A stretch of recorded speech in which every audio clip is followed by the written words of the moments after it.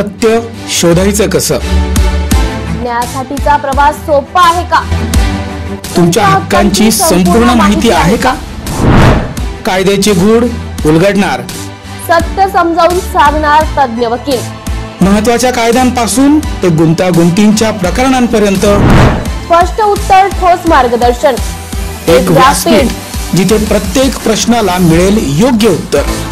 लवकरच येत आहे कायद्याचा नवा कट्टा, फक्त BBS न्यूज नेटवर्क 24 तासवर, जिथे प्रत्येक शब्दाला असतो न्यायाचा आधार. आज सकाळी उबाठा शिवसेनेच्या वतीने नाशिक महानगरपालिका नाशिक रोड विभागीय अधिकारी सौ त्रिभुवन मॅडम यांना नाशिक रोडमधील महात्मा गांधी सभागृहाची झालेली दयनीय अवस्थेबद्दल नाशिक रोडमधील इतर नागरी समस्यांसंदर्भात निवेदन देण्यात आले. यावेळी शिवसैनिक आणि शिवसेना पदाधिकारी मोठ्या संख्येने उपस्थित होते. शिवसेनेच्या वतीने उद्धव बाळासाहेब ठाकरे गट नाशिक महानगरपालिका नाशिक रोड विभागीय अधिकारी सौ त्रिभुवन मॅडम यांना नाशिक रोडमधील महात्मा गांधी सभागृहाची झालेली दयनीय अवस्थेबद्दल आणि इतर नागरी समस्यांसंदर्भात निवेदन देण्यात आले. यावेळी योगेश गाडेकर, वैभव वाडेकर, योगेश देशमुख, मसूद जिलानी, भैया मनियार, सागर निकाले, बाबा ओटे, किरण डहाळे, अमोल आल्हाट, संजय गायकवाड, निलेश शिरसाट, आकाश उगले, गणेश चंदनसे, प्रतीक आल्हाट, उत्तमराव कोठोळे, चंदू मानभव, विजय काळजाते, चंदू मानभव, राजेंद्र मोरे, मंगेश पोरते, विजय आहेर, विजय भालेराव आदी उपस्थित होते. नगरपालिकेच्या नाशिक रोड विभागातील महात्मा गांधी सभागृह म्हणजे टाउन हॉल याच्या विद्रुपीकरणासंदर्भात व नाशिक रोड मधील विविध नागरी समस्यांसंदर्भात आज आम्ही शिवसेना उद्धव बाळासाहेब ठाकरे पक्षाच्या वतीने विभागीय अधिकारी मॅडम त्रिभुवन मॅडम यांना निवेदन दिलंय. त्या निवेदनामध्ये टाउन हॉलची झालेली दुरवस्था व या प्रशासनाचा ढिम्म कारभार या सगळ्या गोष्टी आम्ही मॅडमच्या निदर्शनास आणून दिल्या. या प्रकारे आता महात्मा गांधी सभागृहाची जी अवस्था आहे ती खुर्च्या चोरीला गेलेल्या आहे, मागील पडदे चोरीला गेलेले आहे, साऊंड सिस्टीम चोरीला गेलेले, दरवाजे जे लॉक करतात तेही चोरीला गेलेले. म्हणजे हे प्रशासन झोपलंय की काय, अशा प्रकारची या ठिकाणी प्रश्न हा सामान्य नागरिकांना पडतोय.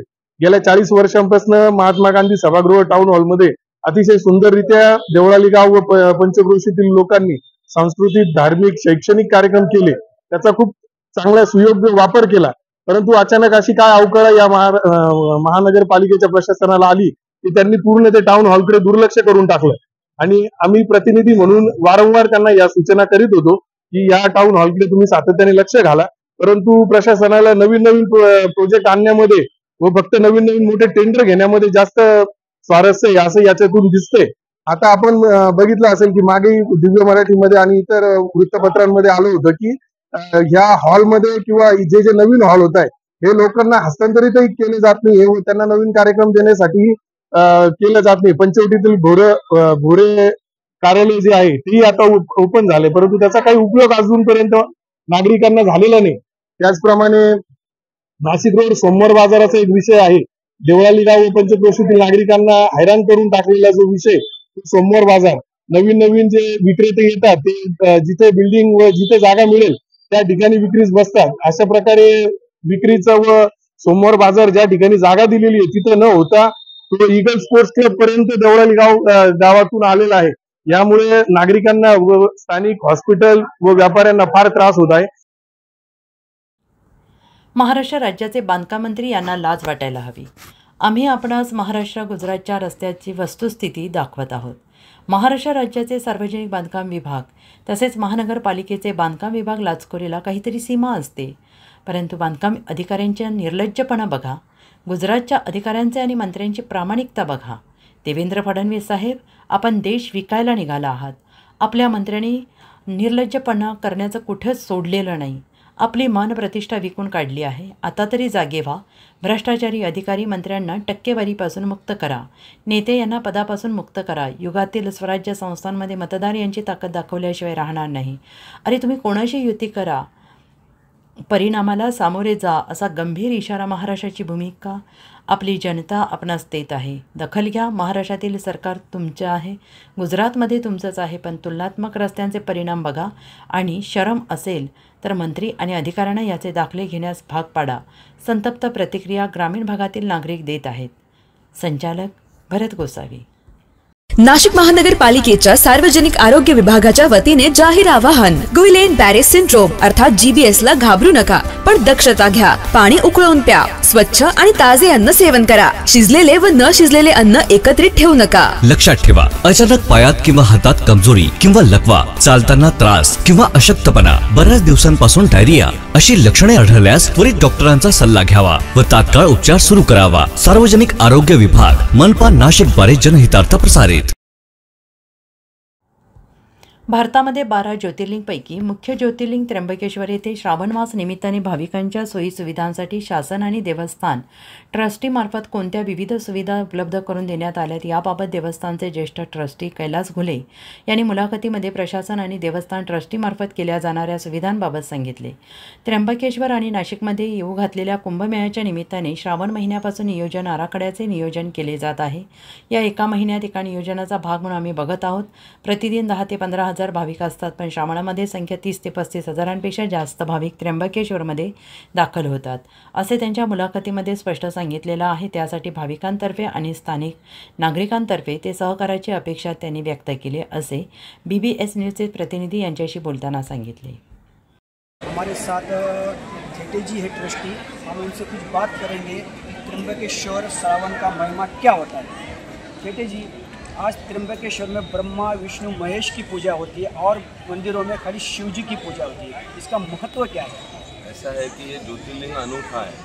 12 ज्योतिर्लिंगों में से एक ही ज्योतिर्लिंग ऐसा है और विश्व में एक ही स्थान ऐसा है कि यहाँ पर तीनों भगवानों का पूजन एक साथ किया जाता है, जिसमें ब्रह्मा विष्णु महेश. इसलिए यह अलग तरह का ज्योतिर्लिंग है. इसका महत्व बाकी ज्योतिर्लिंगों में से बहुत बड़ा है. क्या यहाँ पे गौतम ऋषि जी को श्राप दिया गया था, जो महादेव जी ने प्रकट होकर उनको शाप मुक्त किया हुआ है? क्या उसके ऊपर आप क्या कहना चाहोगे? यहाँ पर गौतम ऋषि जो है, उनको गोदावरी नदी को धरती पर लाने के लिए उनको ऋषि मुनियों की तरफ से शाप लगा था गो हत्या के पातक का, और उन्होंने ऐसे कहा था कि जब तक तुम माता गोदावरी में स्नान नहीं करोगे तब तक आपका गो हत्या के पातक का हलन नहीं होगा. इसलिए उन्होंने शिवजी की तपश्चर्या कर माता गोदावरी को पवित्र त्र्यंबकेश्वर भूमि में धरती के ऊपर अवतरित किया है. क्या गोदावरी का स्नान करने से पाप से मुक्ति मिलती है? क्या गोदावरी त्र्यंबकेश्वर से जो प्रकट की गई थी और गौतम ऋषि को श्राप मुक्त किया गया था, इसके ऊपर आप भारत की आम जनता को क्या कहना चाहोगे इसके ऊपर? अभी यहाँ पर गोदावरी नदी का जो तीर्थ है, कुशावर्त तीर्थ, उसकी महिमा नारद जी ने ऐसे कही है कि अम्बत तद दर्शनान मुक्ति. वो जो अम्बे है यानी गोदावरी, उसकी दर्शन से ही मुक्ति पाई जाती है. तो उसमें स्नान करने का जो पुण्य है वो बहुत बड़ा है. और गौतम ऋषि को गो हत्या की पातक से उससे छुटकारा पाया था. और आगामी सिंहस्थ कुंभ मेला में सभी साधु संत भक्तजन उसी गोदावरी तीर्थ में नहाने वाले हैं. नासिक से वंदे भारत के लिए त्र्यंबकेश्वर मंदिर से विजय सोनोने की रिपोर्ट. हमारे साथ जेटे जी है ट्रस्टी, हमारा त्र्यंबकेश्वर महादेव मंदिराचे ट्रस्टी कैलासजी घुले साहेब यांच्याशी आम्ही नाशिक मेट्रोवर काय बोलणार, कोणत्या विषयावर बोलणार, पुढच्या येणाऱ्या भविष्यात यात्रेसाठी काय सुविधा आम्ही देऊ शकतो, त्या विषयावर आम्ही कैलासजी घुलेजी यांच्यावर बातचीत करतोय. घुले साहेब, नाशिक मेट्रोमध्ये आपलं स्वागत आहे. नमस्कार, बोला. आता नाशिकमध्ये येणाऱ्या भविष्यात 3रा श्रावण सोमवार आहे. जसं की पालखीचा काही नियम होणार आहे, त्याच्याविषयी आपण नाशिककरांना म्हणा, अखंड महाराष्ट्राच्या जनतेला किंवा भारतच्या जनतेला आपण काय सांगू इच्छितो? हिंदू धर्मीयांच्या श्रद्धेचं स्थान असणारा पावन पवित्र असा श्रावण महिना पर्वापासून म्हणजे साधारणतः शनिवारपासून सुरू होत आहे. तर पूर्ण महिन्यामध्ये 4 सोमवार असतात आणि 4ही सोमवारमध्ये श्रावणी सोमवारचे अतिशय नियोजन केलेलं आहे. त्यामध्ये 3रा सोमवार जो आहे तो विशिष्ट असा चांगल्या प्रकारचा असल्यामुळे आणि पावन काळ असल्यामुळे, पर्व काळ असल्यामुळे त्यावेळेस भाविकांची जरा जास्त गर्दी असते.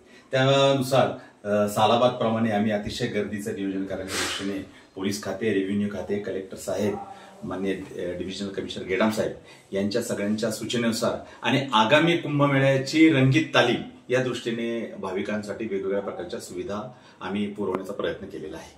उदाहरणार्थ यामध्ये साधारणतः त्र्यंबकेश्वरमध्ये दर्शनाची जी भाविकांची संख्या आहे ही साधारणतः 14 ते 15 हजार एवढी आमची कॅपॅसिटी आहे, परंतु ही डबल या काळामध्ये होते. त्यामुळे साधारणतः रोज 30,000 भाविकांचं सुलभ पद्धतीचं दर्शन होईल अशा प्रकारची आम्ही व्यवस्था केली आहे.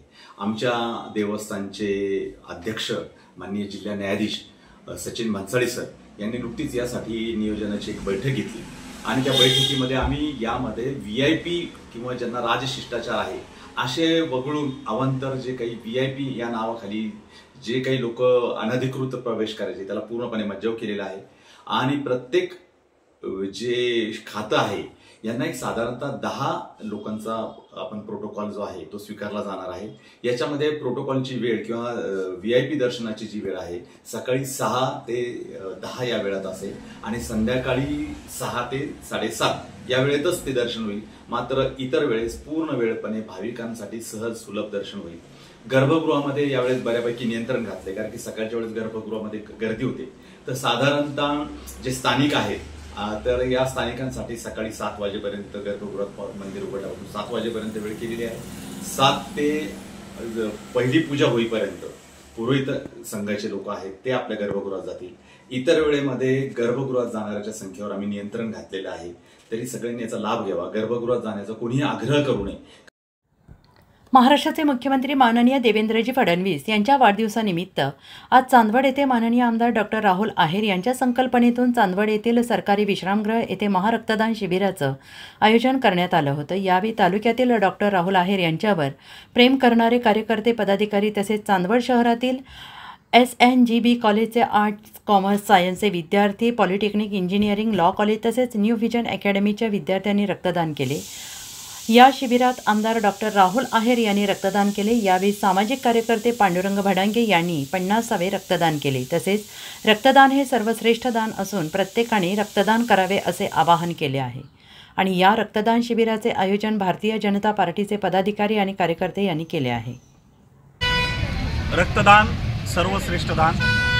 आज महाराष्ट्राचे सन्माननीय मुख्यमंत्री देवेंद्रजी फडणवीस साहेब तसेच उपमुख्यमंत्री अजितदादा पवार यांच्या वाढदिवसाच्या निमित्ताने आज चांदवड या शहरामध्ये माननीय आमदार राहुलदादा आहेर यांच्या माध्यमाने या ठिकाणी आज रक्तदान शिबिर आयोजित केलं होतं। या रक्तदान शिबिराचा उद्देश म्हणजे हा रक्तदान म्हणजे सर्वश्रेष्ठ दान आहे। जगातील सर्वश्रेष्ठ दानांपैकी एक दान म्हणजे रक्तदान आहे।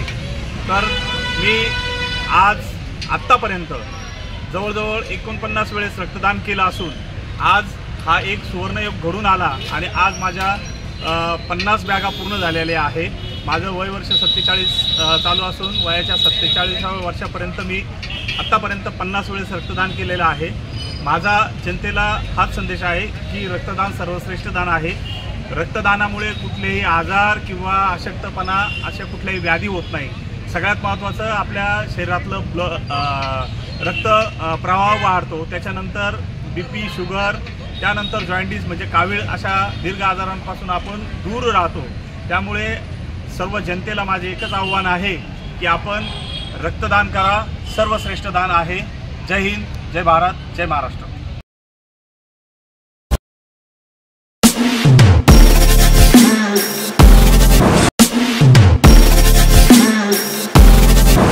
नमस्कार नाशिककर, आज आपण आहोत ललित रुंठा ग्रुप यांच्या रुंठा फ्लोरेन्झा या प्रोजेक्टला। तर हा प्रोजेक्ट आहे प्रीमियम लोकेशनला म्हणजेच गोविंद नगर जवळ।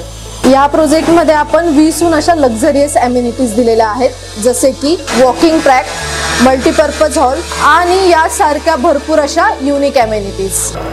चला तर मग बघूया आपण आपला सॅम्पल फ्लॅट। तर हा आहे आपला प्रशस्त असा लिव्हिंग रूम आणि याला आपण सुंदर अशी बाल्कनी दिलेली आहे। हा आहे आपला डायनिंग टेबल। तर हा आहे आपला किचन एरिया आणि आपण इथे किचन चॉपिंग काउंटर वेगळं दिलेलं आहे। इथे आपण दिलेले आहेत किचन ट्रॉलीज आणि स्टोरेजसाठी आपण इकडे कॅबिनेट्स पण दिलेले आहे आणि प्लस आपण इथे युटिलिटी एरिया पण दिलेला आहे। हा आहे आपला चिल्ड्रन बेडरूम आणि याचं वैशिष्ट्य म्हणजे इथे आपण फोल्डेबल असा बेड दिलेला आहे। इथे आपण दिलेला आहे कॉमन वॉशरूम, ज्याला अटॅच आपण मिरर सुद्धा दिलेला आहे। हा आहे आपला मास्टर बेडरूम आणि ज्याला आपण अटॅच टॉयलेट आणि वॉशरूम दिलेला आहे। मग नाशिककर, कसा वाटला तुम्हाला आमचं सॅम्पल फ्लॅट? तुम्ही पण येताय ना आमचं सॅम्पल फ्लॅट बघायला?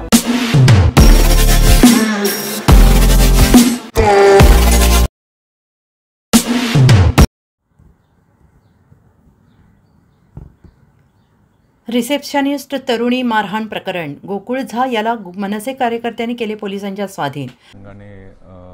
जो त्यातल्या भावाला आपण यापूर्वीच ताब्यात घेतलेलं होतं. आता त्यातला मुख्य जो आरोपी आहे गोकुळ फुलेश्वर झा याला सतर्क जे नागरिक आहेत त्या भागातील त्यांच्या मदतीने त्याला आता ताब्यात घेण्यात आलेला आहे.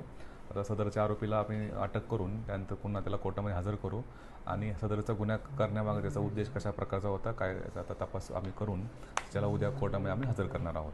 सर, किती आरोपी आता तुम्ही ताब्यामध्ये घेतले? सध्या आमच्या ताब्यामध्ये मुख्य आरोपी जो आहे तो गोकुळ फुलेश्वर झा, त्याचा भाऊ रणजित झा आणि इतरही 2 आमच्या ताब्यामध्ये आहेत. आता त्या अनुषंगाने प्रत्येकाचा त्याच्यामध्ये रोल कशा प्रकारे होता जे आपल्याला प्राप्त व्हिडिओ आहे, व्हिडिओ फुटेज, या व्हिडिओ फुटेजच्या माध्यमातून आणि इतरही आपल्याकडे जो पुरावा आहे त्या माध्यमातून प्रत्येकाचा आरोपीचा रोल काय होता त्याप्रमाणे आपण त्यांना कोर्टामध्ये हजर करू आणि पुढील पोलीस कस्टडी घेऊन त्यामध्ये पुढील तपास करणार आहोत. सर, यामध्ये किती आरोपी असण्याची शक्यता आहे? किती जणांना तपासले आतापर्यंत? आतापर्यंत 2 आरोपींना आम्ही ताब्यात घेतलेले. परत त्याच्या व्हिडिओमध्ये दिसणाऱ्या ज्या काही महिला आहेत त्या महिलासुद्धा आमच्या ताब्यामध्ये आहेत. त्यांच्याकडे आमचं चौकशी सुरू आहे. ते व्हिडिओच्या अनुषंगाने अजूनही काही आपल्याकडे व्हिडिओज तिथले फुटेज आपण पूर्ण हॉस्पिटलमध्ये ताब्यात घेतलेलं आहे क्लिनिकमधून, जेणेकरून इतरही त्यांच्या ज्या महिला त्या ठिकाणी दिसत आहेत त्यांचा त्या ठिकाणी काही रोल मारहाणीमध्ये आहे का अशा प्रकारचाही तपास आमच्या टीमकडून सुरू आहे. मुख्यमंत्र्यांच्या आजच्या पंढरपूर दौऱ्यासाठी स्वागताचे अनोखे पोस्टर. मुख्यमंत्री देवेंद्र फडणवीस यांच्या ड्रीम प्रोजेक्ट असणाऱ्या पंढरपूर कॉरिडॉरला स्थानिकांचा विरोध आहे.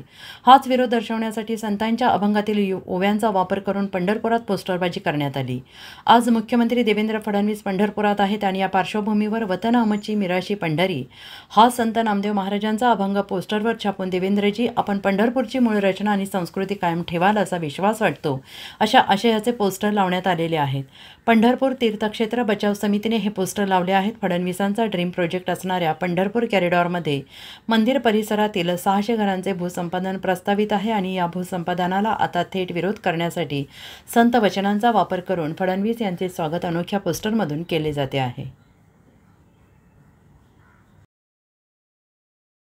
नाशिककरांसाठी जाहीर आवाहन. पावसाळ्यात अतिसार, गॅस्ट्रो, कॉलरा यांसारखे दूषित पाण्यामुळे होणारे आजार होऊ नयेत म्हणून उघड्यावरील अन्नपदार्थ व कापलेली फळे खाऊ नका. पिण्याचे पाणी गाळून 10 मिनिटे उकळून प्या. जेवणापूर्वी व बाळास भरवण्यापूर्वी हात स्वच्छ धुवा. ताक, शहाळ्याचे पाणी, डाळीचे पाणी भरपूर प्रमाणात प्या आणि ताज्या अन्नपदार्थांचे सेवन करा. रोगाची लागण झाल्यास त्वरित डॉक्टरांचा सल्ला घ्या. स्वच्छता पाळा, रोग टाळा. सार्वजनिक आरोग्य विभाग मनपा नाशिक द्वारे जनहितार्थ प्रसारित.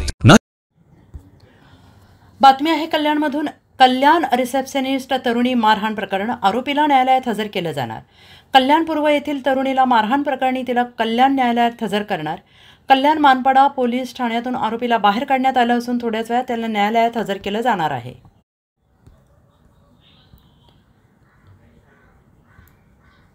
देवेंद्र फडणवीस यांच्या वाढदिवसानिमित्त विटामध्ये कार्यकर्ता संवाद मेळाव्याचं आयोजन. मुख्यमंत्री देवेंद्र फडणवीस यांच्या वाढदिवसानिमित्त विटामध्ये भाजपकडून कार्यकर्ता संवाद मेळाव्याचं आयोजन करण्यात आलं. या मेळाव्याला मंत्री जयकुमार गोरे, आमदार सदाभाऊ खोत, आमदार गोपीचंद पडळकर यांची उपस्थिती होती. इस्लामपूरचे नाव ईश्वरपूर केल्यावरून आमदार गोपीचंद पडळकर यांनी पुन्हा जयंत पाटील यांच्यावर जोरदार टीका केली आहे. राज्य सरकारने इस्लामपूरचे नाव बदलून ईश्वरपूर करण्यास मंजुरी देत तो प्रस्ताव केंद्राकडे पाठवला आणि काही लोकांची झोप उडाली. मला न विचारता हे नाव कसं काय बदललं असं म्हणणाऱ्या लोकांच्या तळपायाची आग मस्तकात गेली आहे असं पडळकर यांनी म्हटलंय. इस्लामपूरचे नाव ईश्वरपूर केल्यावर ज्यांना थेटपणे यावर विरोधात बोलता येत नाही त्यांनी काही हिरव्या सापांना पुढे करून ईश्वरपूर नावाला विरोध करण्याचं काम सुरू ठेवलं आहे. पण इथून पुढे जे हिंदू विरोधी भूमिका घेतील त्यांना ठेचून काढू असा इशारा पडळकर यांनी दिला आहे. आमदार सदाभाऊ खोत यांनी विधानभवन आवारात झालेल्या मारहाण प्रकारात नाव पुढे आलेल्या ऋषी उर्फ सर्जेराव टकलेचं कौतुक केलंय. दुष्काळी भागाचे नाव कानाकोपऱ्यात पोहोचवण्याचं काम आमदार गोपीचंद पडळकर यांनी केलंय. त्या नेत्यासाठी जीव ओवाळून टाकणारे कार्यकर्ते हे फक्त गोपीचंद पडळकर यांच्याकडे आहेत. त्यामुळे विधानभवनात मारहाणीच्या प्रकारात नाव आलेल्या सर्जेराव टकलेचे आमदार सदाभाऊ खोत यांनी कौतुक केलंय. सर्जेराव टकले हा आमदार गोपीचंद पडळकर यांचा कार्यकर्ता असून विधानभवनात झालेल्या मारहाण घटनेत टकलेचं नाव समोर आलंय. कलियुगातील संजयला स्वप्न पडतात आणि मंत्रिमंडळातील 6 मंत्र्यांची विकेट उडणार अशा चर्चा होतात. पण हे सरकार भक्कम आहे असं म्हणत संजय राऊतांना आता फक्त कमोडवर बसूनच मुलाखत द्यायची राहिली असा टोला आमदार सदाभाऊ खोत यांनी संजय राऊत यांना लगावला आहे.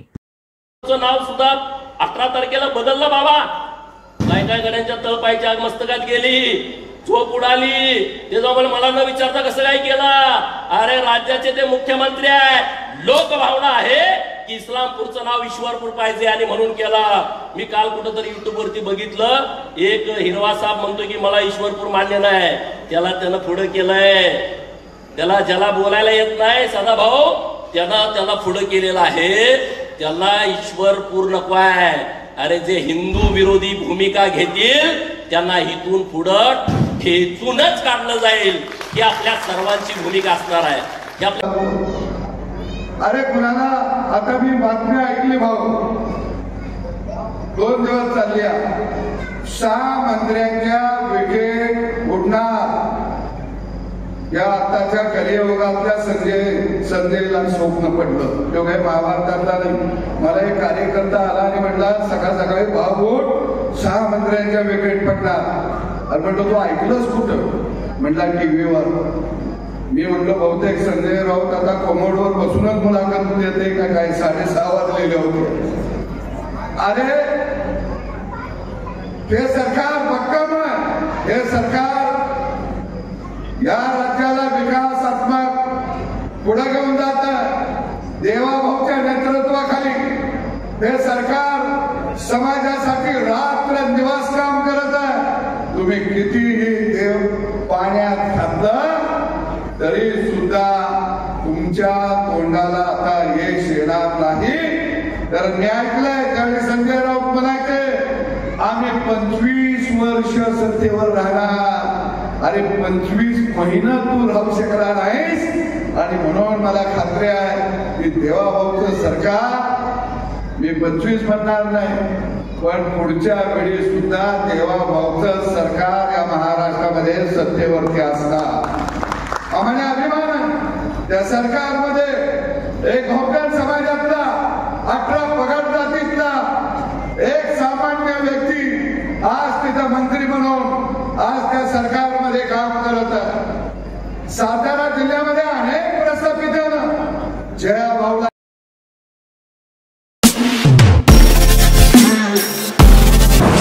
नमस्कार नाशिककर. आज आपण आहोत ललित रुंठा ग्रुप यांच्या रुंठा फ्लोरेन्झा या प्रोजेक्टला. तर हा प्रोजेक्ट आहे प्रीमियम लोकेशनला, म्हणजेच गोविंद नगर जवळ. या प्रोजेक्टमध्ये आपण 20हून अशा लक्झरियस अम्युनिटीज दिलेल्या आहेत, जसे की वॉकिंग ट्रॅक, मल्टीपर्पज हॉल आणि यासारख्या भरपूर अशा युनिक अम्युनिटीज. चला तर मग बघूया आपण आपला सॅम्पल फ्लॅट. तर हा आहे आपला प्रशस्त असा लिव्हिंग रूम आणि याला आपण सुंदर अशी बाल्कनी दिलेली आहे. हा आहे आपला डायनिंग टेबल.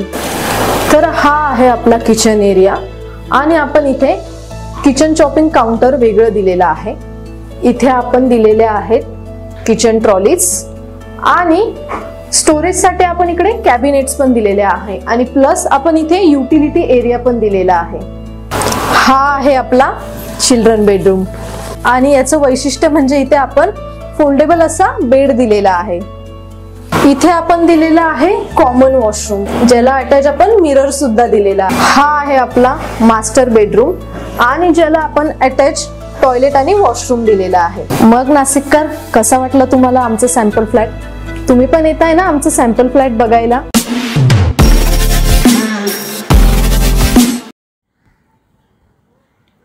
सौर कृषी पंपासाठी शेतकऱ्याचे टॉवरवर चढून आंदोलन. सौर कृषी पंप योजनेअंतर्गत पात्र असूनही वेळेत लाभ न मिळाल्याने मेहकर तालुक्यातील भोसा येथील शेतकरी विष्णू जयराम चंदनसे यांनी पुन्हा एकदा प्रशासनाविरोधात तीव्र आंदोलन छेडलंय. त्यांनी शहरातील जुन्या महसूल कार्यालयाजवळील टॉवरवर चढून रोष व्यक्त केलाय. विष्णू चंदनसे यांनी महावितरणाकडे विहिरीवर वीज जोडणीसाठी अनामत रक्कम भरली, मात्र कनेक्शन मिळालेलं नाही. त्यानंतर त्यांनी मागील त्याला सौर पंप योजना अंतर्गत ऑनलाईन अर्ज करून 10% अनामत रक्कम भरली. तरीही गेल्या 9 ते 10 महिन्यांपासून त्यांना पंपाचा लाभ मिळालेला नाही. या विलंबामुळे त्यांना पिकाला सिंचन करता येत नसल्यानं मोठं आर्थिक नुकसान सहन करावं लागतंय. यापूर्वी 11 जुलै रोजी सुद्धा चंदनसे यांनी महावितरण कार्यालयाशेजारी टॉवरवर चढून आंदोलन केलं आणि त्यावेळी महावितरणाचे अभियंता कळसकर यांनी 10 दिवसात प्रकरण मार्गी लावण्याचे लेखी आश्वासन दिले. त्यानंतरही कोणतीही कार्यवाही न झाल्याने त्यांनी पुन्हा आंदोलन करण्याचा निर्णय घेतला आहे. पुन्हा लेखी आज दिल्यानंतर या आंदोलनाची समाप्ती करण्यात आली आहे.